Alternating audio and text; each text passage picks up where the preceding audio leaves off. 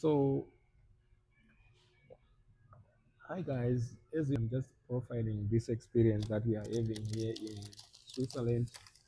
We flew from Canada on Monday, then our plane got delayed, and then we landed at Zurich airport. That was in on Wednesday here, around like 3 minutes past 10, and then the experience has been nothing short of amazing.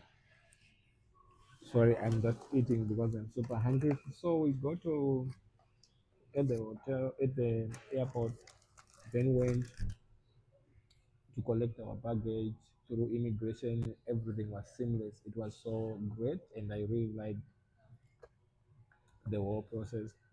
And one thing that I liked about Zurich, in particular Switzerland, so far is that when we got in the train from our terminal to collect our baggage, there was this wonderful in marketing that they have, where in that shuttle that took us to the baggage, there was this uh, voice of a person who says, "This is my name, and I welcome to my home. This is Switzerland." And then on the screen, then we saw the beautiful places to visit across Switzerland. So that's kind of like another smart way of marketing.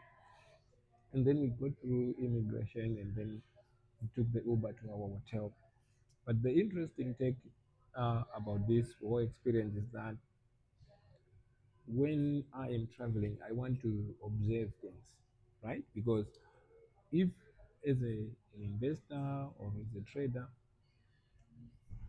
I see things that are very common, that are popular. Like for example, Burger King, I'm having this food, and my question as a retail investor or a trader is that, look, is this business publicly listed? So then I can go on the stock exchange, for example, whether in the US, and look if there is the company called Burger King, is it publicly listed, right? Then I then go to look into the financials. But the idea is I'm here, there are people who are eating here because when I'm investing in businesses as an investor through buying shares, it means I am basically betting that, as I have seen, if that business is profitable, that means if you see people they're coming in, there might be other online orders and other services that business provides. That's how I invest. So that's why in this channel I'm talking about global investing. So that means if Burger King is an American company, I am in Switzerland here in Gothenburg, and I see the Burger King. So that means this business is a global business. So it then goes to the economics, like if you talk of tariffs and stuff like that, to say, okay, if there are tariffs between Switzerland and the US, for example, or Canada, if a business is multinational, it's likely to be affected. So that's the way that I look at things, yeah, when I'm analyzing businesses. But at the end of the day, I think to be successful on investing, basically I'm buying shares and holding for the long term. I have to buy businesses that have free cash flows, number one, that have wonderful management, that have services or goods that they produce, that you can see that year over year their revenue is growing, their profit is growing. And uh, and that's one way that I look at it. But the most important thing now is to get in when they are really undervalued. Significant events like what happened in the US, there are the tariffs, right? And the S&P 500, which is a basket of the 500 companies in the US that are publicly listed, that come up from across different sectors, it really dropped at one point. I think it was April 7th, and I'm recording this video on the, I think today is 8th of May 2025. It really dropped almost to 20% in that, to it almost, it was dropping, but it dropped no near BA territory. In other words, that at least 20%, 20% I think to 35% drop. But it quickly went back up because the Trump administration started talking about other things that then, okay, we are pausing these times. Anyway, so that's the whole point. So when I'm investing, those are the sort of things that I'm looking at. And if I'm able to get into that business, like I bought some shares for booking, Mercado Libre, like I said, I was looking at the portfolio today.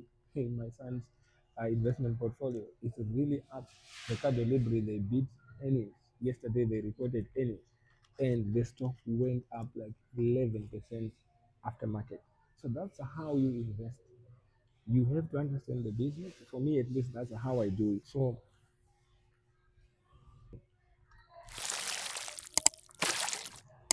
that's the whole point. The whole point is you have to understand the business at least, and have a conviction based on the facts that this business is going to grow over time. And if it does, grow their free cash flows, grow their profit, and the higher top management, most likely the share price is going to go up. Most likely.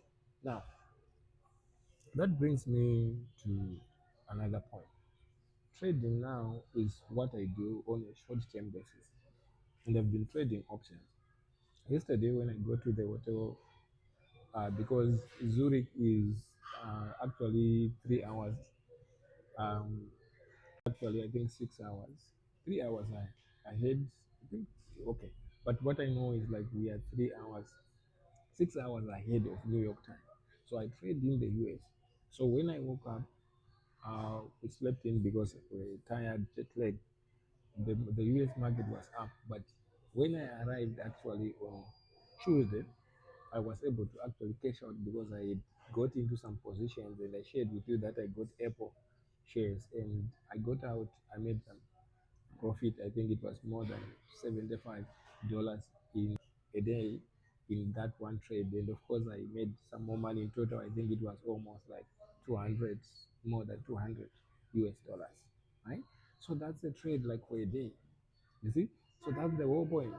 And if you can repeat that, let's say if I make $200, I make another $200. That's it. So that's the way that I'm investing, and I'm just sharing with you guys in a way that is not complicated, trying to simplify things. I hope you enjoyed this episode, and keep uh, checking out some content on my YouTube channel. I'm gonna be traveling across, Zurich, doing some activities, just exploring, but also with an eye as an economist to see how things work here in terms of the transport system, the financial services, and even tourism, right?